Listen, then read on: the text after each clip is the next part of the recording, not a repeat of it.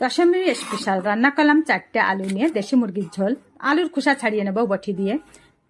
খোসা ছাড়িয়ে মাঝখান দিয়ে 2 ভাগ করে নিলাম। আলু কাটা হয়ে গেছে, আলুতে দিয়ে দেবো জল। গ্যাসের চুলা অন করে কড়াই বসায় দিছি। কড়াই গরম হচ্ছে, ততক্ষণে আমি আলুগুলো ধুয়ে নেব। আলু ধোয়া হয়ে গেছে, কড়াইতে দিয়ে দিছি 150 গ্রাম সরষের তেল।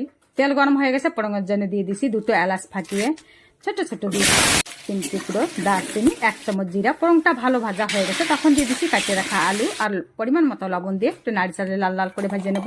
আলুটা ভাজা হোক, ততক্ষণে আমি মিক্সির জারটা নিয়ে 1.5 ইঞ্চি আদা, 2টো রসুনের খোসা ছাড়িয়ে নিছি, 2 চামচ জিরা, 3 চামচ ধনে দিয়ে আমি বেটে নেব। মশলা বাটা হয়ে গেছে, মশলার ভিতরে দিয়ে দিলাম 1/2 কাপ জল, 2 চামচ হলুদ গুঁড়ো, 3 চামচ লঙ্কার গুঁড়ো। আপনারা ঝালটা বুঝে দেবেন। আমি 3 চামচ দিয়ে দিচ্ছি। এখানে 1 কেজি মাংস আছে।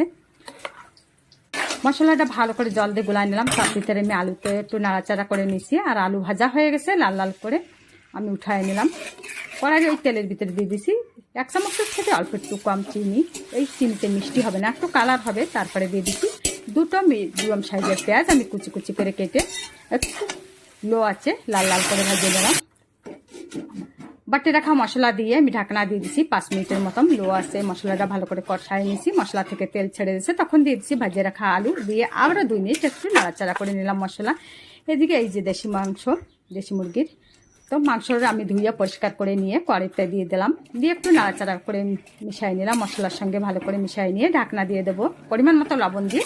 তারপরে ঢাকনা দিয়ে দিয়েছি 30 মিনিটের জন্য। 30 মিনিটের ভিতরে আমি আরও নাড়াচাড়া করে নিয়েছিলাম, ওটা আর দেখানো হয় না। 30 মিনিট পরে ঢাকনা আগলা করে আবার নাড়াচাড়া করে মিশিয়ে আলুগুলো উঠাই নিলাম।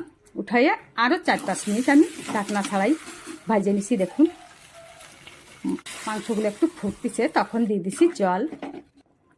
ভালো করে ভাজিয়ে নিয়ে ঝোল দিয়ে ভাজা আলুগুলো দিয়ে আরও প্রায় 1-20 মিনিটের মতো জাল করে নিছি।